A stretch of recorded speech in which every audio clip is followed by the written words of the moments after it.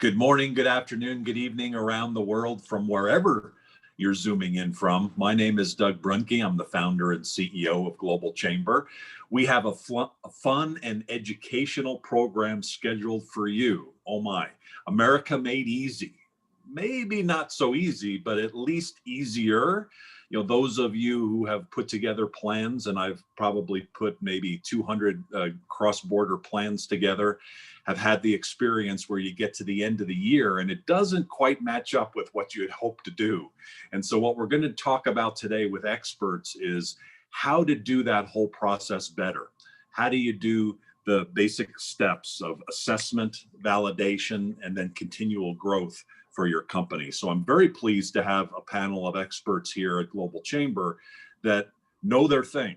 They know all about this topic, and a couple of the folks I've already spoken with in more detail, they've been doing this for a couple decades. And so these are really excellent people to connect up with after the program as well. But in the meantime, you're going to really enjoy hearing from them. So the first person we're going to chat with and who's going to guide us through the whole program, I'm going to disappear for really the whole program, and Morgan Pierstorff is going to take it. She is the Business Development and Sales Director at Newable Limited, which is the partner with Avitus Group that is so important for us here in the United States. And now we've got people all around the world who are interested in the U.S. market who will be able to benefit from today's program and the information. I think one of the interesting things as well is that think about this as maybe more than the U.S. as well. The topic today is all about the U.S. and its subtle nuances, but the basics that you'll be hearing about today will be useful for any country that you're entering. So Morgan, why don't you take it away? We're looking forward to the discussion.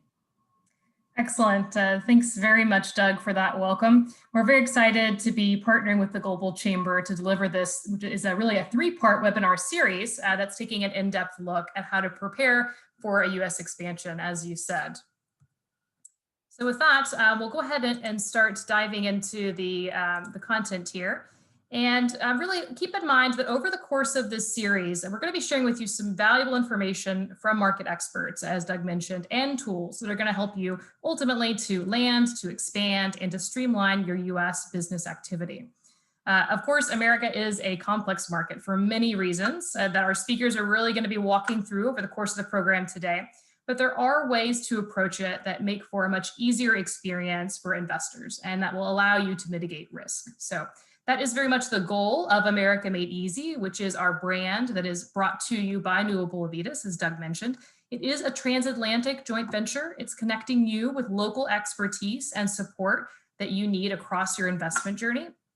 And as a joint venture, we specialize in supporting small and medium-sized enterprises. So just a little bit more about us before we begin. Our hub is on the Eastern Hemisphere, I should say, operates out of London in the United Kingdom. That's where I'm joining from today. And here we help SMEs with the tools they need to scale globally across finance, workspaces, and advice. But we also have a hub in the Western Hemisphere, as Doug was mentioning, with quite a lot of capacity in the US. And that location is headquartered out of Denver, Colorado, and represents a team of nearly 400 professionals that can really help you minimize overhead and scale quickly with a variety of back office services that we'll be talking about, again, across the series. We also, though, have a tremendous amount of skilled partners that we work together with to ensure that your business has a holistic level of support throughout your U.S. investment journey. So today we're going to be hearing from those partners as we dig into the foundational elements of fully assessing opportunities in the U.S. market, in order to both inform your market strategy from whether you're trying to identify important questions, trying to minimize legal risk, and also assessing maybe whether your product or service is going to resonate with consumers and adapting accordingly. So I will be serving, as was mentioned, as host for today's webinar. You can see that on our program, we're going to feature 3 back-to-back presentations followed by a panel discussion that I'm going to be moderating. We really encourage everyone that is listening in to please ask questions throughout. You have a chat feature, of course, that I'm sure you're all very comfortable with using. I'm going to be bringing those questions back up to the panel at the end. And also note that these slides are going to be shared along with the recording of today's program following the event. So without further ado, to kick us off for today, I would like to invite Steve Lanier, who is the president of American World Services, to join us.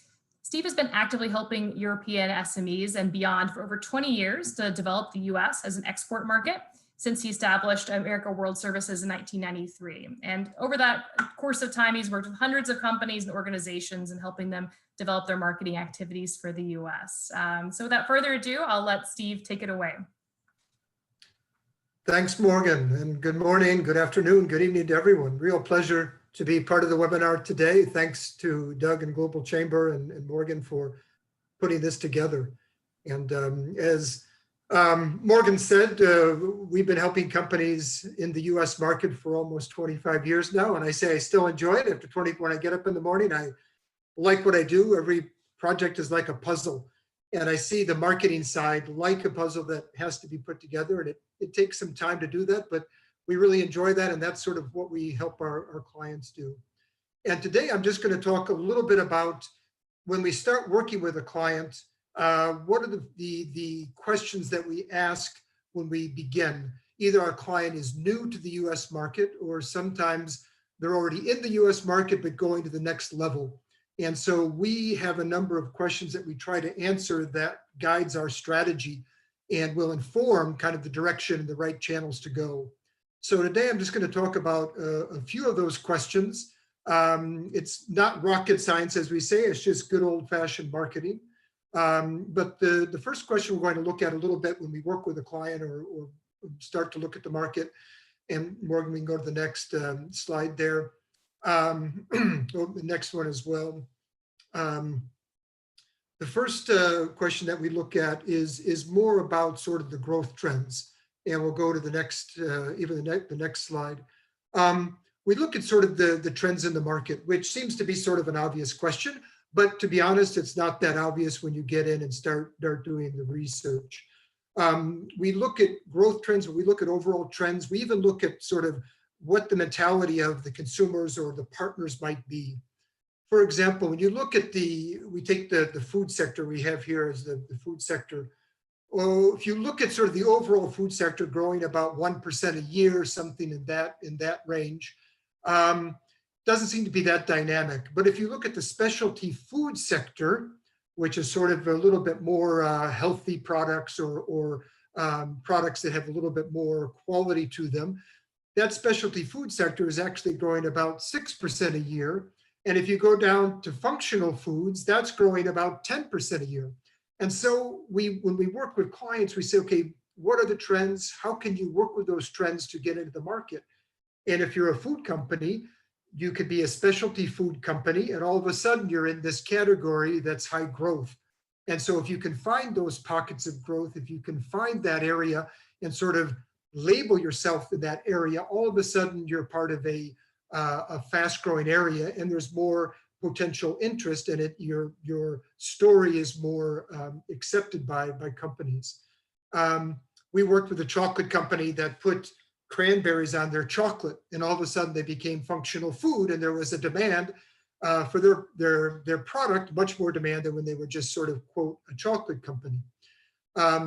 I mentioned also the mentality is important. When you look at the mentality as well, what are the trends in the mentality?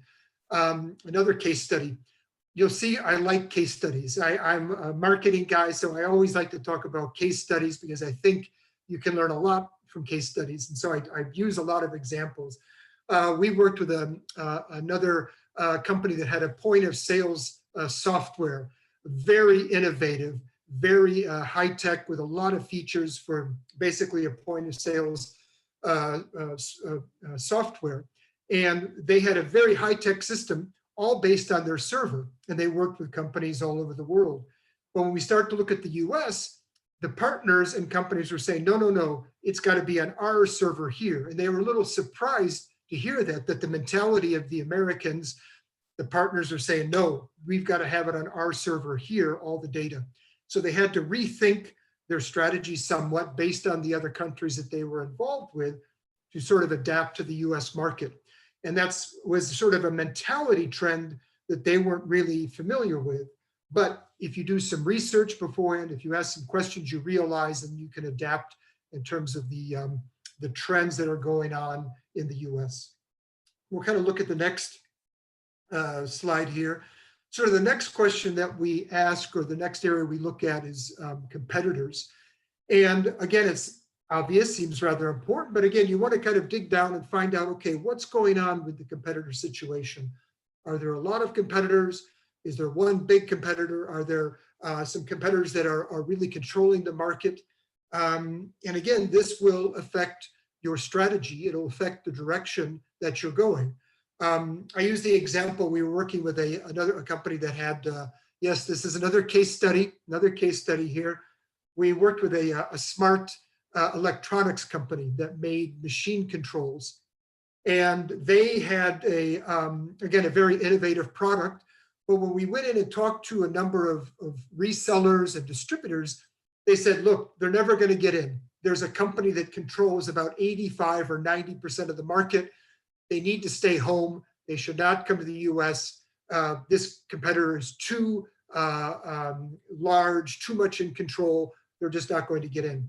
And we said, okay, let's think about that. And we sat down with our client, and we came up with the strategy, which is a good strategy, going after complementary producers or complementary service providers or manufacturers.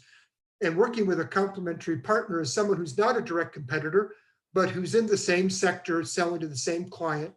And so we targeted a number of partners that were kind of complementary to their fit.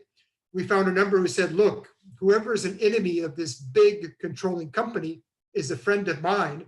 And they were able to come to an agreement with a company in Atlanta, and they together sold their smart electronics to their clients, basically going around this big competitor. So working and looking at what the competitive situation is like is very important, because it will guide your strategy. It will guide the direction to go.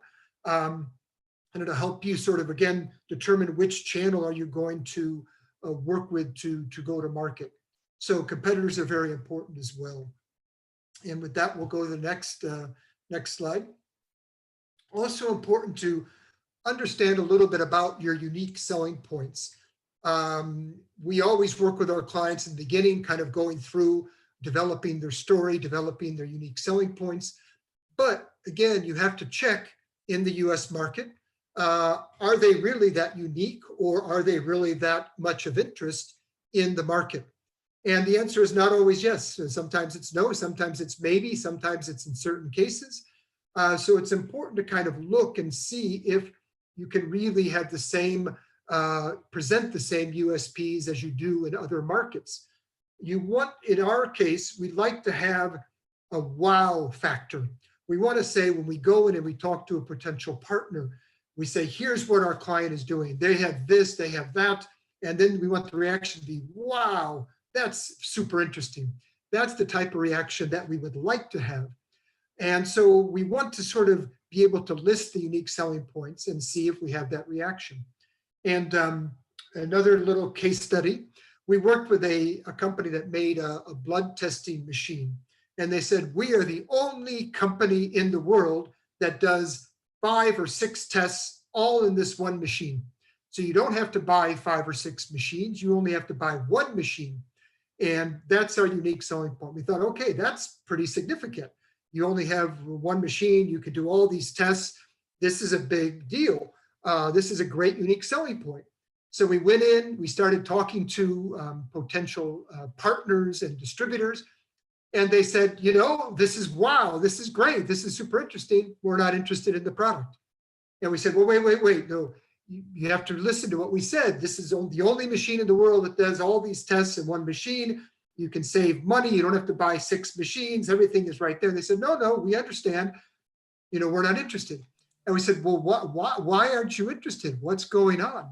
And they said, look, in our hospital, we talked to a number of hospitals, each building has a different focus. And in that building, we do a test.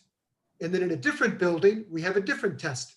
So why am I going to buy a machine that does 6 tests in this building when I only do one of those tests in this building? We buy one machine for one test. And we said, oh, okay. So again, using that information, you adapt And we went after smaller hospitals, clinics, care centers that might be doing multiple tests in that facility rather than only one test. So there was still a place for this client. There was a lot of interest in their product, but it was not the direction we originally thought. So USPs, again, are important. And we'll go to the next slide there. I'll talk briefly here about pricing as well. Again, it's important to look at pricing. Some of our clients don't take a good look. It's not always, but it's important to have a little bit of pricing information that you can, especially if the market is price sensitive. A lot of our clients are more at the high end, and they're coming into the market at the high end. And we want to know, is there a niche for quality products? So we try to answer that as well. But if you're trying to get an idea of pricing, we say you have to give information to get information. And we have use the example of this netting machinery company. And in this case, he said, look, I think I'm about 20% less than the market. And we said, all right, let's try to find out. And we went in and we talked to a couple of small distributors, and we gave them the pricing information. And we said, you know, where do they look? We think they're about 20% lower. And they said, oh no, you're more than that. And nobody gave us a specific answer, but we realized that they were 30, 40% lower than the market because we gave information to get information. So again, in that case, he upped his price a little bit because they knew where they were at. So pricing is important. And then we'll go to the next slide here as well. And this is kind of the wrap up. We suggest go in, talk to some individuals, go to different trade shows, ask questions, look at the competitors, look at the pricing, ask about your USPs, look at the trends in the market, and then sort of ask yourself, is there an opportunity? And the answer is usually yes, there's an opportunity, but you may have to adapt. You may have to adjust the channel and where the direction you're going. Typically, but the market is so big in the US, there usually is an opportunity. Then you have to look at the challenges and say, okay, can I overcome the challenges? Again, in the case of the blood test, the challenge was, okay, hospitals weren't interested, but there was another area. So we adapt and we adjust to get into the market. And you look at, again, the channels. Maybe it's distributor, maybe it's complementary producers. Are there agents? Are there resellers? Multipliers, which we'll talk about in a future conference. You look at those areas and that will guide you in terms of the channels that you're going to look at. So we think this is very important to kind of ask these questions before you get into the market. And with that information, you can go in more prepared. And the more prepared you are, you increase your chances of success. I say in the US, there's never a guarantee, no matter how good the product is or how good it looks or how good the innovation is. You always have to go in, you have to really talk to people and expect that you're going to have to adapt. But with some good information, you can come in with a good strategy and start to identify the right channel that you want to pursue. So that's the overview about what we're about and what we take as the first steps. We'll turn it over back to Morgan there. And again, happy to answer some questions once we have the question and answer time. Thank you very much, Steve. Very much appreciate your comments and helping really outline what those key checks are. And that is really a very nice segue into another very important check that you need to do for your business. And that's taking a look at your key marks, taking a look at your intellectual property. And so for this next topic, I'm very pleased to invite Tom Torelli to join us. Tom is a French speaking, I believe also some other languages as well. Tom travels quite a bit in normal times and has quite an experience working with companies from a variety of different backgrounds. He's a US lawyer with 30 years of experience, also specializing in helping small and mid-sized companies doing business in the US. He has a team based out of Chicago with lawyers working there to support companies, and not only works across intellectual property, but several other areas, as you'll see over the course of this series. So without further ado, I will turn it over to you, Tom. Thank you. Thank you very much, Morgan. Thank you, Doug Brunke and the Global Chamber and Cesar for helping to organize today's event. Thank you, Morgan, for inviting me. to participate. Thank you, Steve, for a great start to the series. Before I start talking a little bit about protecting intellectual property, I have a couple of other things. First of all, I'd like for you to know who it is that's speaking. Tom Torelli, we are, as Morgan said, a small firm, 5 lawyers in Chicago, working exclusively with small to medium-sized foreign companies doing business in the United States. Been doing that for actually more than 30 years, so it makes me an old man, maybe a little bit of relevant experience. Since our clients are small to medium-sized, we're quite intellectual property focused. Most of our clients distinguish themselves from their competitors with technology or with trademarks or other intellectual property. And that's the subject for today. So we work a lot with trademarks, copyrights, patents, confidential information, those types of things. I devote more time on contracts, thinking strategically about where our client is, where they want to be in 2 years, 5 years, who is the partner that they're talking with, how well do they know them, do they have a marketing plan that they've received from their potential US partner, etc. And then preparing contracts that provide our clients with flexibility, namely an ability to get out of an unproductive relationship, and control, namely lots of information being provided by their American partners or customers or otherwise. Then setting up companies. Should we set up a company in the United States? Why would we do that? Where would we set it up? Why do people talk about Delaware? What kind of company? Should we set up a limited liability company or a C corporation? We may have time in one of the other future sessions to discuss that. Immigration, that's of course a giant issue right now with COVID, but at the same time, normally, well, I'd say certainly a third, if not a half of our clients decide they need to send some of their top people to the United States to run the business in the United States. And as a result, one of our lawyers devotes 100% of her time to immigration related matters. I'd be happy to talk to you about immigration as well. We have a service we call Product Liability Preventive Management, which is a series of steps designed to minimize the risk of product liability problems before any claims arise. And then litigation. Unfortunately, some of our clients do get into fights, which is certainly to be avoided. And that's really the focus of the first part of my presentation today. What I'd like for you to know is if you don't get answers to your questions today, I'm happy to schedule a free 1-hour conference with you where you can ask your specific questions, and I'll be happy to answer those, kick around various strategies and how to minimize your exposure to legal risk when you do business in the US. So the US market is not for everybody. Hopefully it's for you, but it may not be.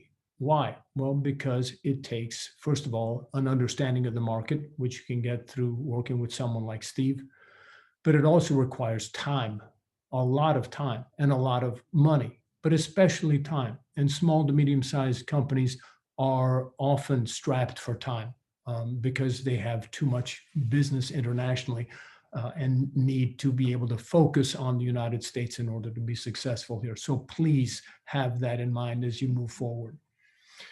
Now, you need to distinguish yourself in the US market. Someone coming to sell a product that already exists, that does not have something that does things faster, easier, safer, environmentally friendly, is going to have a lot of trouble breaking into the US market because it is so big, so splintered, so many people in the United States, and the competition is very stiff. So you need to be able to distinguish yourself, and that's part of this USP that Steve was talking about earlier. Well, most of our clients, well, let me talk a little bit about the use of American lawyers. Why are there more lawyers in the United States than anywhere else in the world? Indeed, some people believe that there are almost half of the world's lawyers in the United States. As an example, there are 50 to 60,000 solicitors in England. There are 40,000 lawyers alone in Chicago, which happens to be where our office is located. So why is that? Well, we use lawyers in a different way in the United States than lawyers are used almost anywhere else in the world, and that is in a preventive manner. We know that once things degenerate into a fight, it's only the lawyers that are going to make money.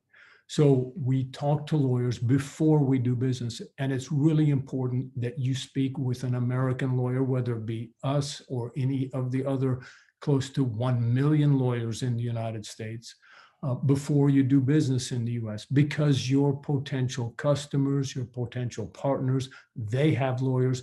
And because of the fact that they talk to their lawyers regularly about business and strategy, they're very smart when it comes to protecting their legal interests. And it's very important to even out your ability to negotiate with your American partners that you understand the American legal system. It's part of doing business in the US.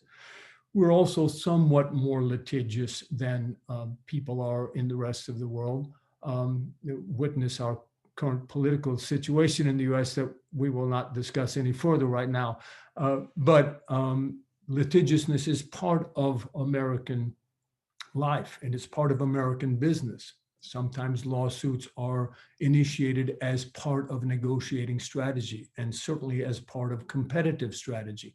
And the best way to avoid that is to take preventive action to understand whether your trademark or your product may infringe the rights of a third party, and how to strategically put together your marketing plan and business in order to minimize the risk of stepping on anybody else's toes.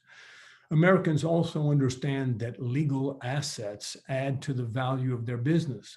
Now, what is a legal asset? Well, for example, if I'm an American company and I'm interested in distributing your products in the United States, if I can get a 10-year exclusive for the whole country from you without any minimum sales obligations, favorable pricing, any problems that arise are your problem, et cetera, no restrictions on me selling competing products, et cetera. Well, for goodness sakes, that adds value to my business if I have an exclusive deal with you. So just because somebody is enthusiastic and interested in you may not have anything to do with your particular business. It may have to do with simply them trying to increase the value of their business, which further underscores the importance of getting good legal guidance and really getting to know your potential partners in the United States. You can't make many mistakes in the United States and be successful long-term. All right, let's talk a little bit about intellectual property. Intellectual property, the first thing to do is, before you disclose anything sensitive with an American potential partner, is to put together a confidentiality agreement. Confidentiality agreements do not need to be 7 or 8 pages. Sometimes we review documents of that nature, but normally they're relatively straightforward. But there are certain keys that need to be attended to in confidentiality agreements, or that are frequently called NDAs, for non-disclosure agreements. The key to me is the definition, of course, of what is confidential, and that can be a very, very broad definition of whatever is not in the public domain and adds value to the discloser's assets. That would be a good idea, to have a rather broad definition of confidential information. What's of crucial importance is how the recipient uses the information. And they can only use it for the specific purpose of reviewing whatever confidential information it is that you have, that you are disclosing to the American company, to evaluate whether it's meaningful to go into business together. It's the non-use of your confidential information that is of absolute crucial importance. Determining what law should govern the terms of any agreement, and especially an NDA or confidentiality agreement, is of great importance. And a lot of companies make the mistake of believing that, well, you know, we're a French company or we're a Mexican company, so we'll have Mexican law govern. First of all, you're going to have a hard time convincing an American potential partner to agree to Mexican, French, or any other law other than the United States. But what's really important to me is that the agreement be enforceable in the United States. Why? Well, because it's in the United States that you will need to enforce the terms of the confidentiality agreement. If you make Brazilian law govern the agreement and disputes resolved in Sao Paulo, well, if somebody in the United States has misused your confidential information, filing a lawsuit in Sao Paulo is not really going to help you, is it? So you've got to have contracts that are enforceable in the United States. And normally that means having an American lawyer involved in preparing or at least reviewing and adapting whatever confidentiality agreement you may normally use to US standards. Don't disclose the key intellectual property. If a potential partner in the United States expresses an absolute need to know all of the details of your technology before they can come to the table to start negotiating the terms of a relationship, you should start thinking twice about what the real motives are of the American partner. Why? Well, because what your job is to show how your American partner is going to make more money by doing business with you. That's the key, right? That's what Americans want from you, is they want to know how you are going to make them more money. It's maybe doesn't sound very tasteful, but that's what business is about in the United States. And they don't need to have all of the intricacies of your technology in order to understand how it works and how it can make them more money. So our view is that you don't disclose the brains of the outfit if you can avoid it at any time. But certainly not until such time as you are signing a contract that promises certain activities by the American company and hopefully some money in your pocket. Trademarks. I participate in these types of webinars frequently. It used to be seminars, and hopefully there will be soon again. And I'd say at least half, if not 3/4 of the people that I talk to have never registered their trademarks anywhere, much less in the United States. In the US, trademarks add an enormous amount of value to your business. We don't have time today to talk about the importance of registering your trademarks. It's your reputation. It's what leads you into the marketplace.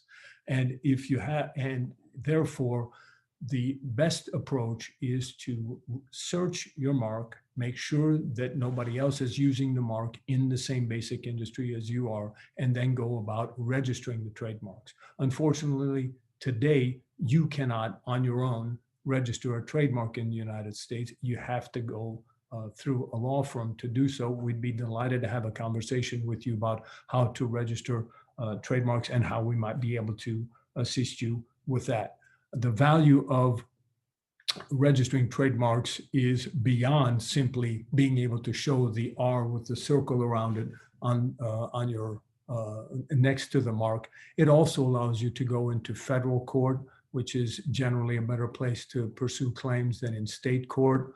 It also forces the defendant who is infringing your mark to pay 3 times whatever damages you may have suffered, and also pay all of your legal fees in pursuing claims. As a result, having a trademark not only gives you a much better sense of credibility on the marketplace, but also gives you strong legal rights. The same goes for copyrights and patents. They all form part of the intellectual property that should be protected in order to protect your interests and minimize your exposure to legal risk when you do business in the United States. Thanks, Morgan. Thanks very much, Tom. Really appreciate that as always. Of course, we know that your IP is very key to your brand, but there are other conversations around brand as well, and what you've done in terms of an assessment really of how that's going to impact your success in the marketplace. So it's a very nice segue into our next speaker. So I would now invite Kevin O'Creagley to join us for the next part of the presentation. Kevin has over 15 years in enterprise or Fortune 100 space, working with large brands such as L'Oreal, New York Life, Adobe, and Under Armour, providing digital solutions. He did kind of shift a little bit to the small and medium business market a few years ago to really kind of bring those lessons from working with those big players and the innovation learned to help out this kind of small and mid-sized enterprise market. So ultimately, he's specializing in helping companies build their brand, define their audience, and go to market. So with that, I will invite Kevin and hand it over to you. Excellent. Thank you, Morgan, and thank you everybody for your time today. Really excited to be here. And with that, with that introduction, thank you, Morgan.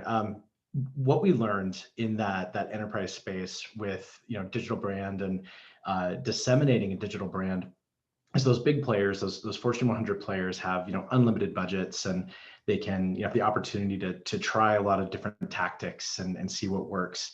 And that's just not always attainable for the small to medium business or the growth oriented organization that doesn't have the unlimited marketing budgets.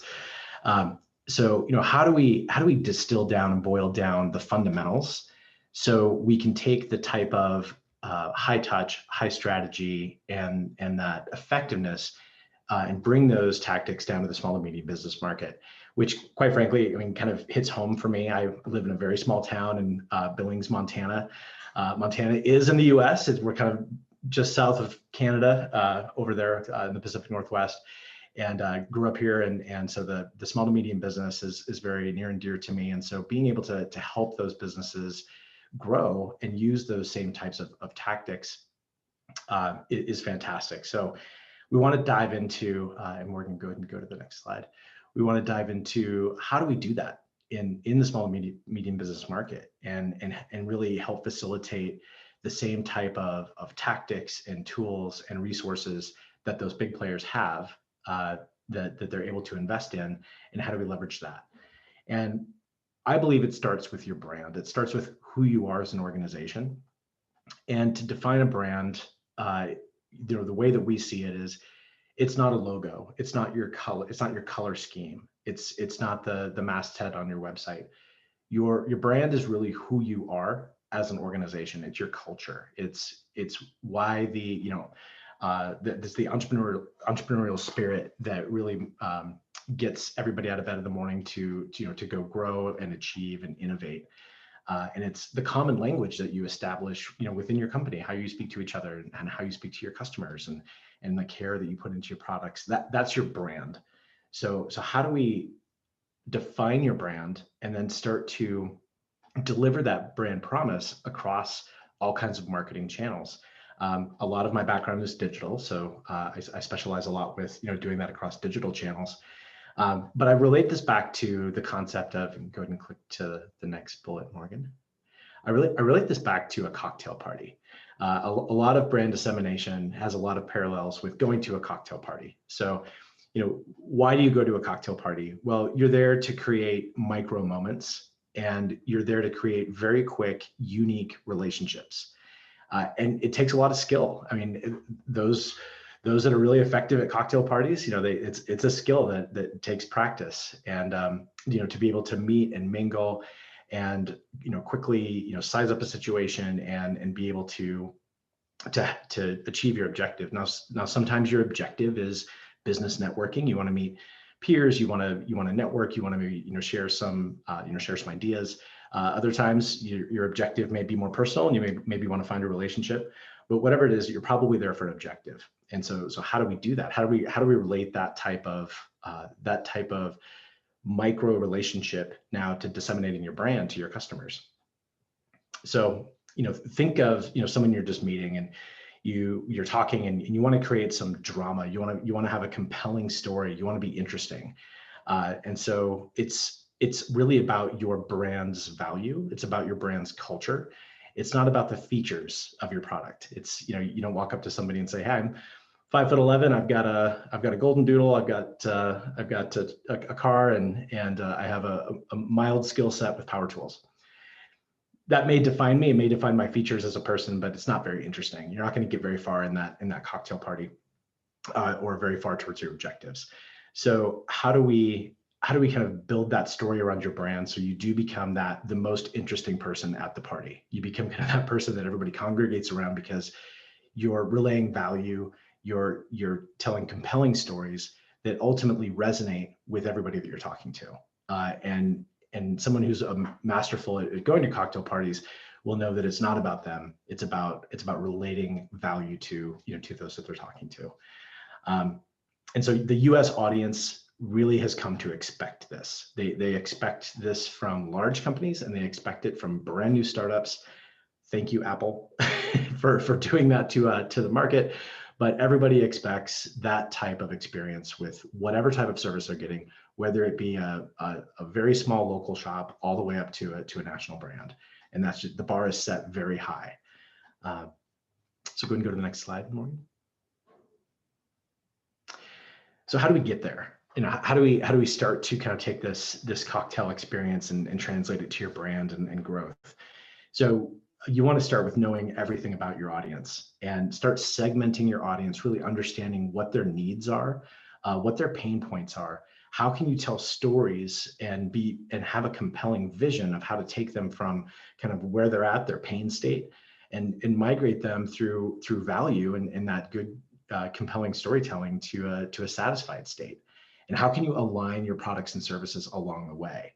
And again, it's not about the features. It's not about the features they're going to get. It's how is what you're going to do, your product or service, how is it going to enrich your customers' journey? How is it going to enrich their lives? How is it going to solve their problems? How is it going to alleviate their fears? And so starting to break that down and understanding, categorizing your audience, and be bold. Be bold about who you serve. Very few companies, if any, serve everyone. Truly, like your audience is always going to be a subset of who you actually think it is. So I'll take a quick example, a tire shop, a very large tire shop that we work with. You know, they sell tires for cars. And so, you know, one of the first conversations is, you know, who's your audience? I say, well, everybody who has a car. And that seems kind of true on the face, but when you dive into it, it starts to fall apart a little bit. Well, it's not everybody that owns a car, because people who just bought new cars don't need new tires. Like it has to be people that maybe have a car that's maybe 1 to 2 years old, depending on how much they drive. Now we also have to take a look at, maybe it's probably not the bottom end of the market, because if you have a car that's worth, you know, $1,000, you're not going to put $2,000 worth of tires on it, right? Okay, so that takes that segment out. Now let's understand what type of tires are you making the best margin on? What type of tires do you want to be able to have, you know, that are easy to stock or easy to acquire? Turns out that they didn't want to stock large truck tires and specialty tires. Okay, well that takes, you know, that market out. So you keep doing that and you really find out who your ideal audience is. And that way you can be very specific and have that specific and compelling story to that audience, and kind of be unapologetic about it. Because the more specific you are to a smaller audience, the deeper of impression you're able to make, and the bolder statements you're able to make, and be able to deliver on. Go ahead and go to the next point. And you want to position your brand to be the guide. There's a fine line between, you know, telling a story and being on the braggy sides, saying all the great things you've done, or the amazing journey that you've had, and how your product is the best. It's easy to do that, but what you really want to do is take it a little bit of a step further and say, we understand that you're on a journey. We are subject matter experts. We want to be your trusted advisor, and we are here to help you along this journey, and focus on building that trust and relationship first before you go in for the close, or before you go into to start selling. And the way to kind of help that journey along that way is when you're being specific and you're talking about, you know, what you do, especially on your website. You don't want to say something like learn more, right? We don't want to have these vague call to actions, you know. So, you know, learning more might be great if you're studying for a physics final, you know, but it's not great when you're really asking someone to do something with your brand, to make a purchasing decision. Same thing with buy now. You know, buy now is not a great value building message.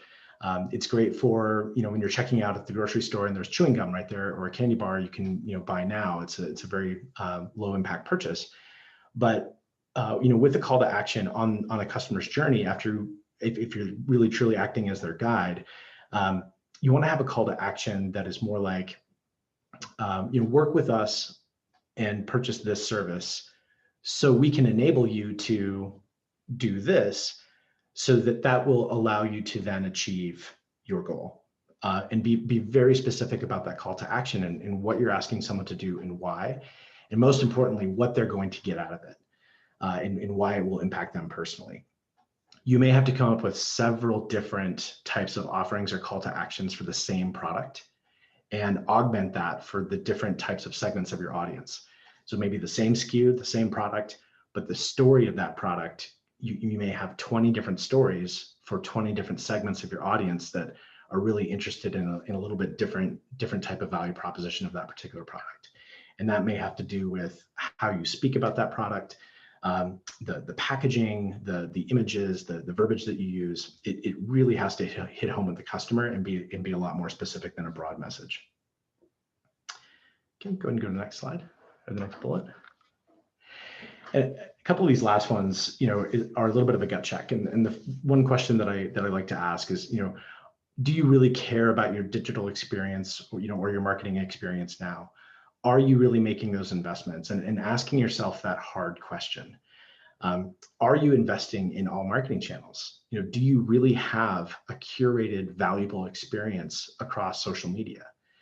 Have you really done the work to take products or services that can be provided online or checked out online and created a really great checkout experience? Something with as few of clicks as possible, and really reduce that barrier to entry. Have you done those steps yet? And invest in being more clear and removing those distractions. So for example, if you're talking specifically to an audience that has a very specific need for one of your products, and you curated that message, don't have them click to your homepage and then have to go find that product. Have them click through to a very specific curated page that has just that message. Remove as many distractions as possible, then focus them down on just that experience. Because if you win them over on the experience is going to matter first, and it's going to influence that buying decision, whether it's a product or a service. Okay, going to go to the next point. And this last one here is kind of the biggest gut check of them all. Have you taken a really hard look in the mirror? Tom was saying just beforehand, you can't make mistakes in the US market. And one of the most, and that's absolutely true, one of the most common mistakes is that some of those easy points aren't shored up before you go to market. So take a look at your Google reviews, take a look at your customer reviews. What are your customers saying? Why are your customers leaving you? Do those exit interviews and solve those problems. What happens when someone calls your number after hours?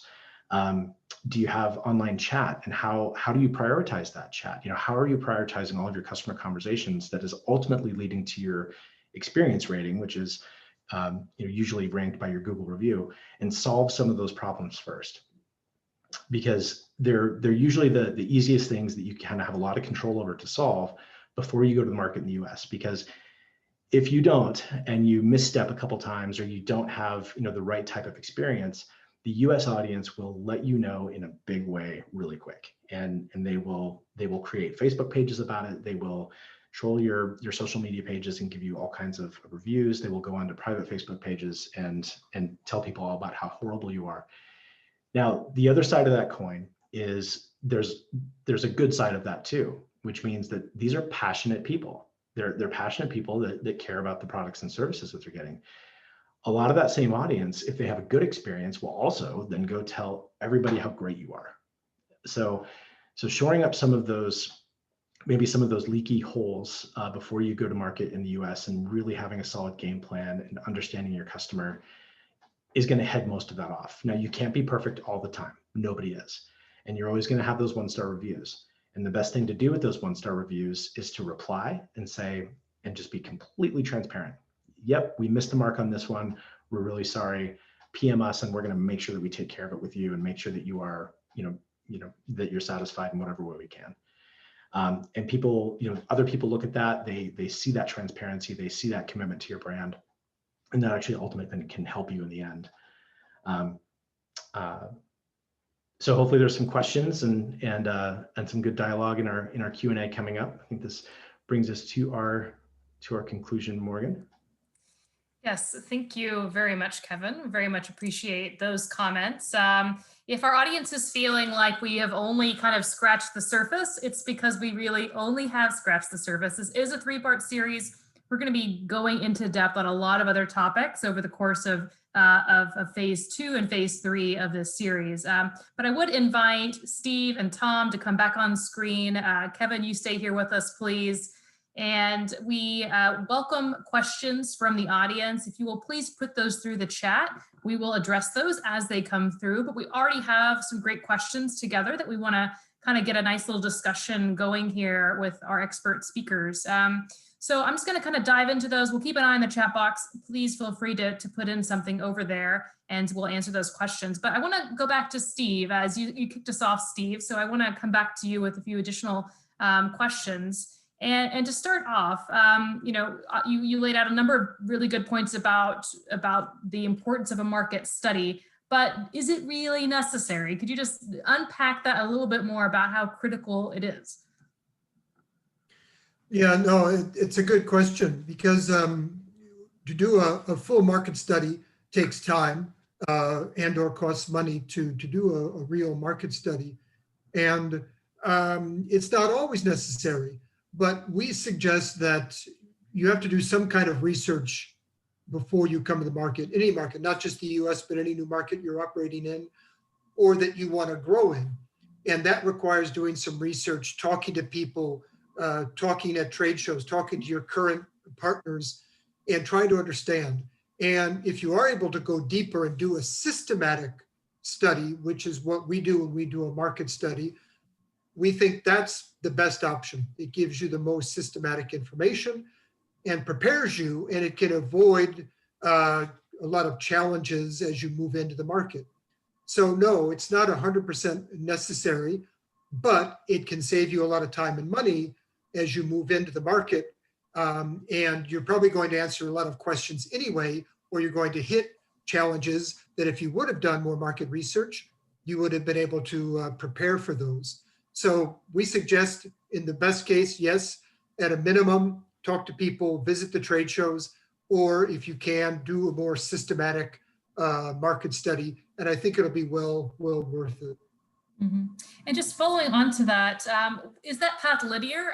You laid out several steps from the market check to partner search. How should someone progress along those, would you say? And is there a sense of timeline, or could you speak to that?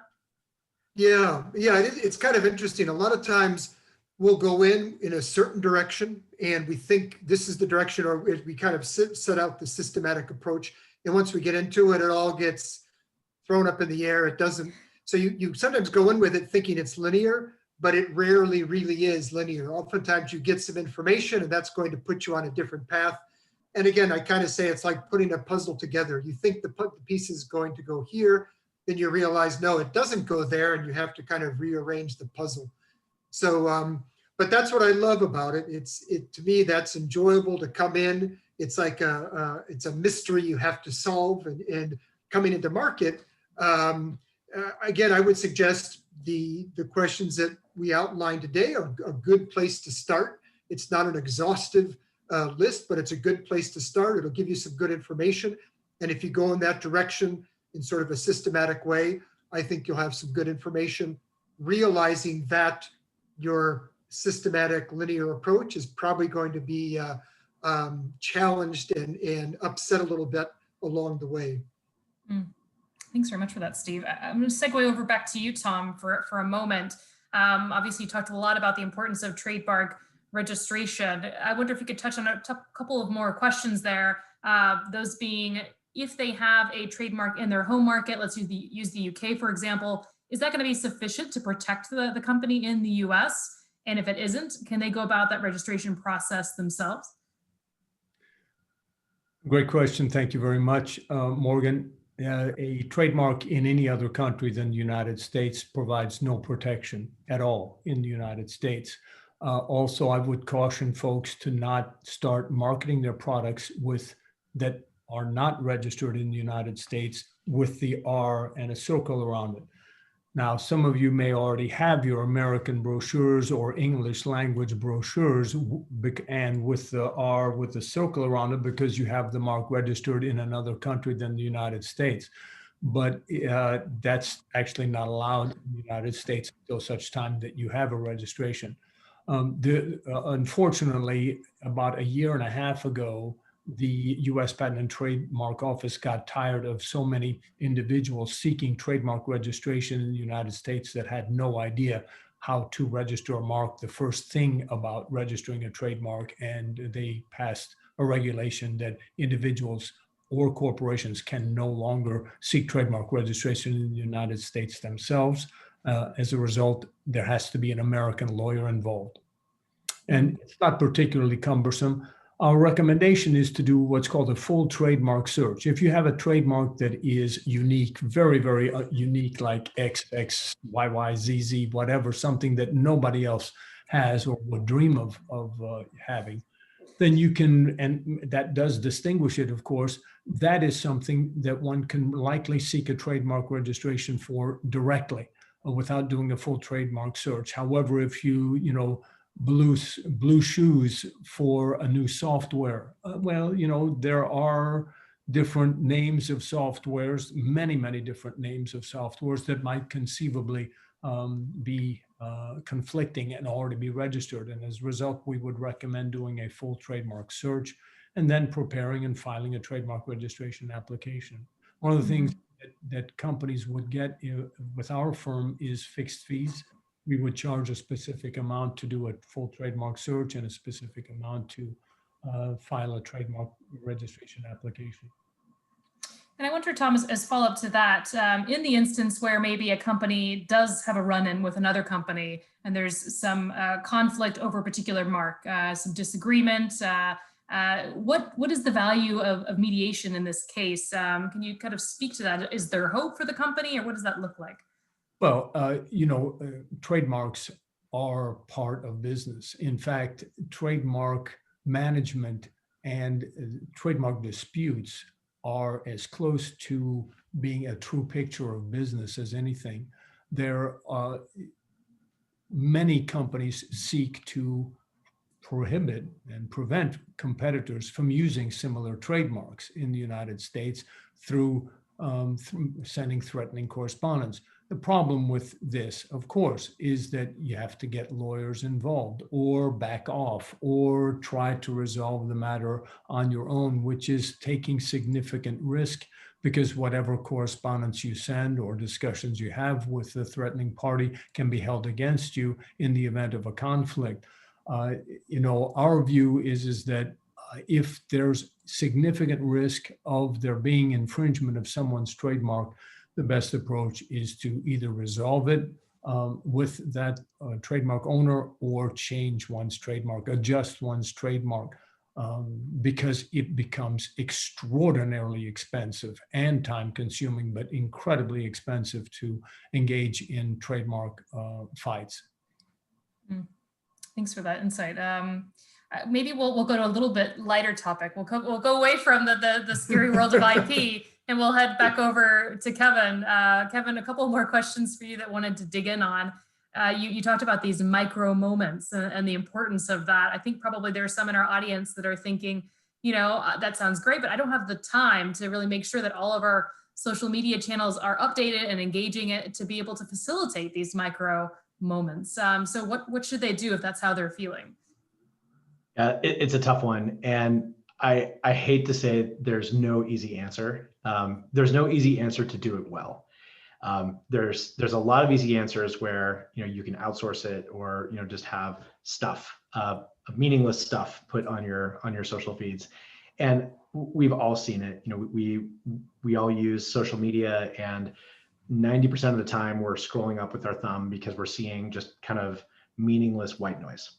And it's stock photography, it's kind of high level meaningless messages, and clearly not engaging. And so we all know what that is. You probably all have kind of a mental picture of the last couple you've seen.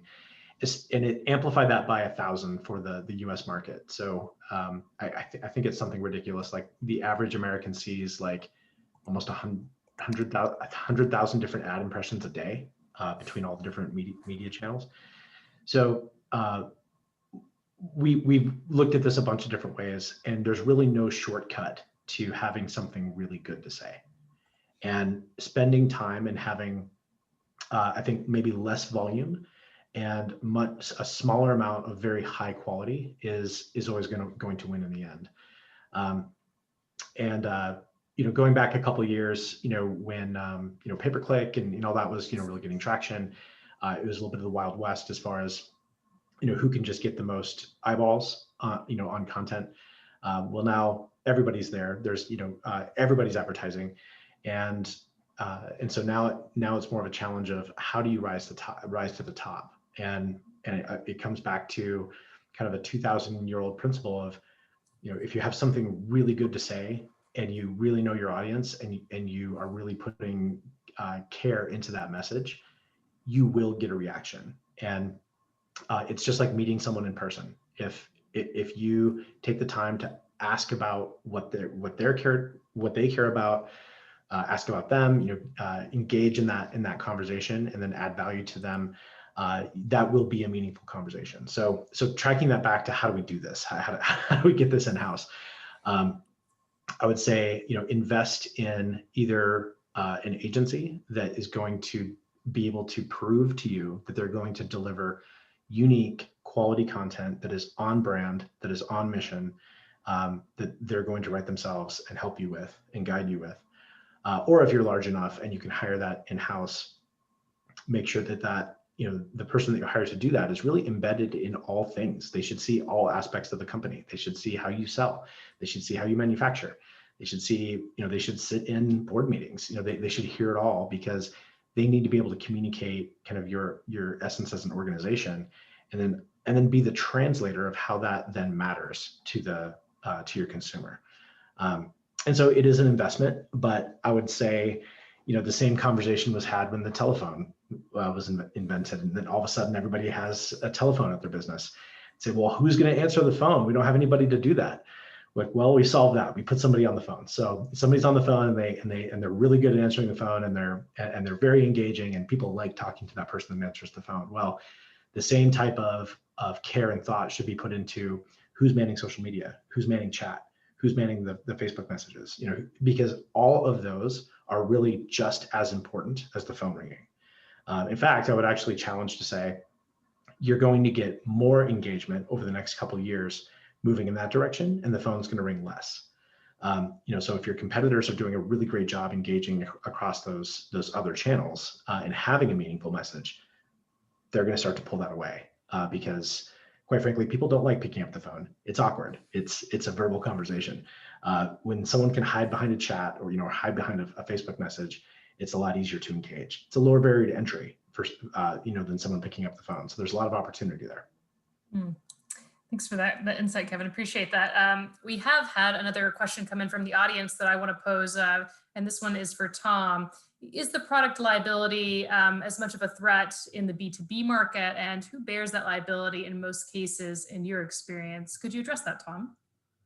I don't know whether we have the time to scratch the surface. It's a great question. Thank you, Bjarne. Sounds Danish.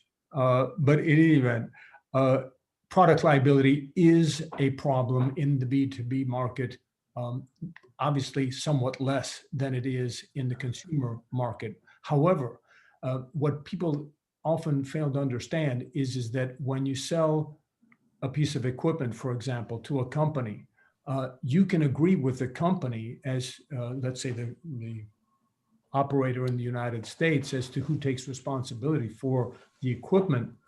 However, you don't have a contract with the employees of the company you have sold the equipment to.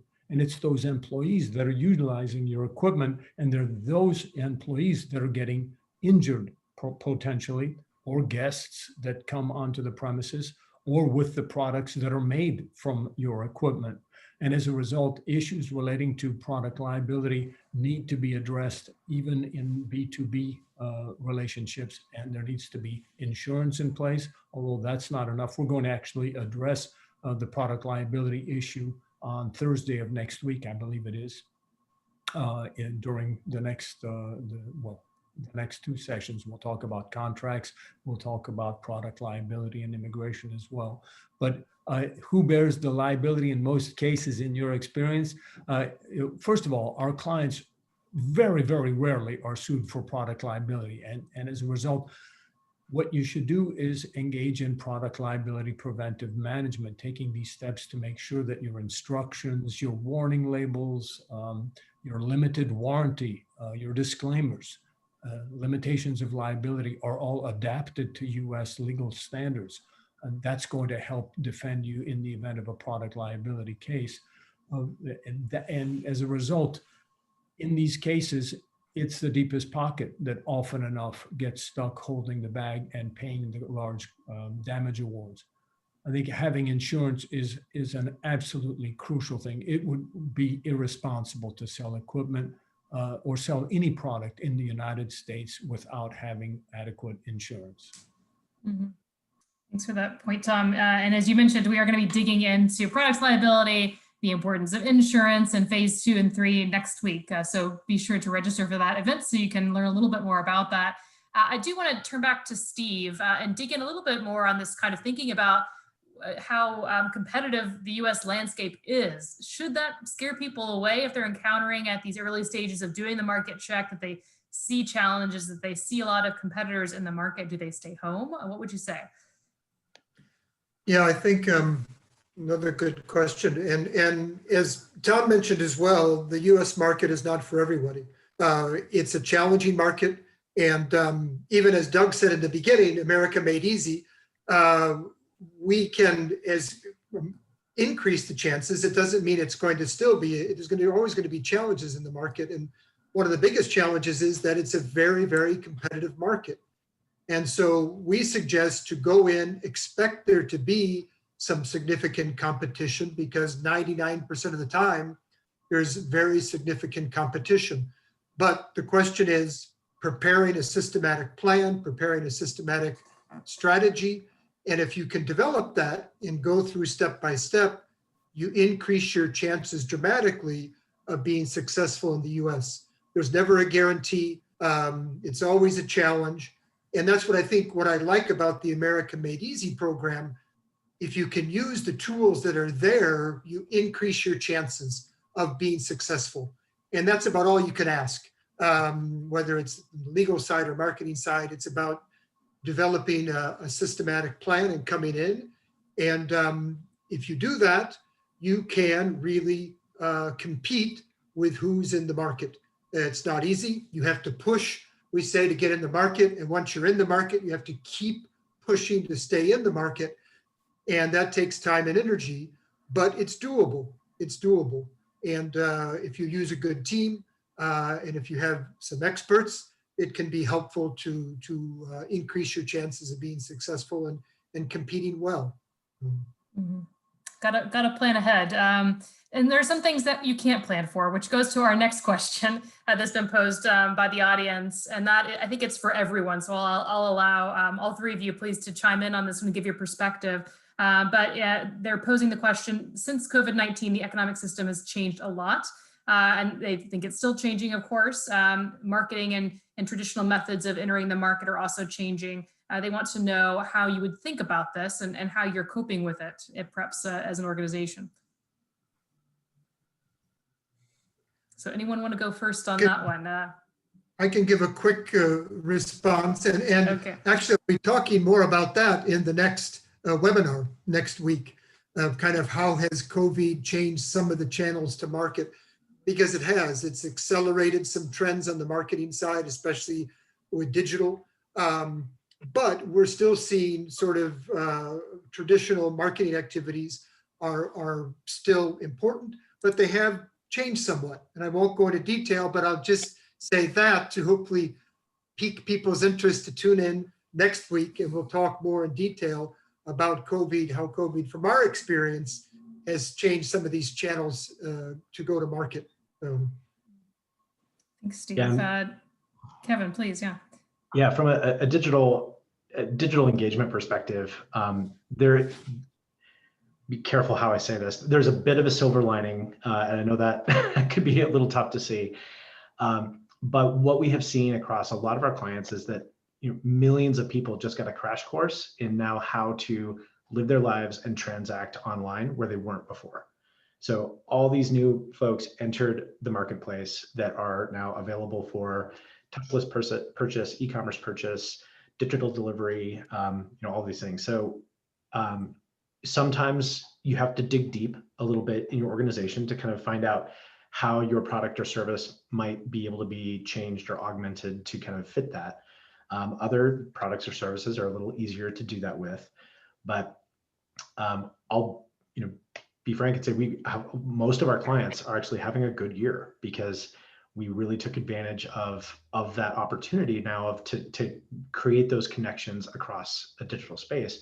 The other thing too is, with people staying home more, there's a lot of things that are happening that are people are investing in their homes. They're investing in kind of new hobbies, new things to do. Like again, kind of a whole new subset of market that has opened up that has actually been very good, and we've seen a lot of traction there. So I would really focus on the fact that through that crash course, people have learned how to do it. They're not going to unlearn it. They're going to keep doing it. They've now seen, wow, this is amazing. I can pull up, the thing goes in my trunk, and I go away. And what we didn't realize is we just saved that person 45 minutes of their day. And you think about how valuable that is. Like, what would you pay to have 45 minutes of your day back every day? It's worth a lot. So think about some of those things that you might be able to do with your organization and how to capitalize on that with, especially with digital. Thanks, Kevin. Tom, any final thoughts on that before we close out? Sure. Apparently, around 60% of the people that have ordered products online had, since COVID arrived, had never ordered anything online before. I mean, it's an extraordinary statistic that only goes to show that people are continuing to buy. The economy continues to move forward, and it's crucial for companies to adapt. And people like Kevin Avitus doing market research with somebody like Steve is going to put you so far ahead of the game that you would otherwise take sometimes years to accomplish. Thanks very much for that, Tom. And thank you to all of our panel experts. This is not the last time that you're going to be hearing from them, certainly. So please tune in next week for our next webinar that we're going to have. In the interim, I should say, if you want to continue to be a part of these conversations with America Made Easy, I would just give a quick plug for our podcast, where we continue to have conversation on these topics, many more. So check out that podcast. It's available on all major platforms where we interview experts on operational aspects of a U.S. expansion. We just had an episode this week out on the ins and outs of accounting in the U.S. So just as an example. Also keep in mind that, as was mentioned, the slides that we have shared today are going to be shared with you afterwards. Thank you, Caesar, for doing that. And also further information about how to be in touch directly with either myself or any of our speakers to have a free one-to-one consultation about your growth. So you can find those contact details in the PowerPoint that'll be shared afterwards. And again, finally, I've said it once, and we've all reminded you that we are going to be having phase 2 and phase 3 of this series. So don't forget to register by the Global Chamber's website for those. And then finally, I'd just like to thank Doug and the Global Chamber for having us and welcoming us back again next week. And with that, I'll turn it back over to Doug. Thank you. Oh, thank you, Morgan. Appreciate it. Yeah, the actual dates are the 18th for a discussion about market validation, and then the 19th on market expansion, taking it to the next level. A lot of really great information. I just wrote down a few takeaways, first from Steve, in terms of following the process and finding ways to create a clear view, a sane view of what these new markets look like, rather than kind of go through some of your biases. Always probably good to talk to somebody, not just yourself. Make sure that you've got a variety of people even on the ground looking at that. For Tom, a lot of really good things. The systematic plan that he talked about, the problem avoidance.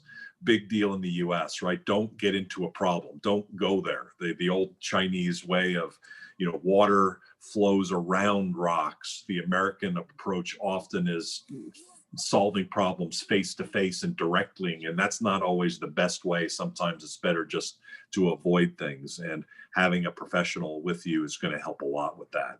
And Kevin talked about how important the brand is, and I reiterate and support what he had to say. I mean, it's amazing. I think those of us that have a marketing background, to see how folks omit that, and his information about how many do was a bit shocking, but I think is really real. So definitely talk to marketing people, get your brand in place, and you'll be a lot more successful.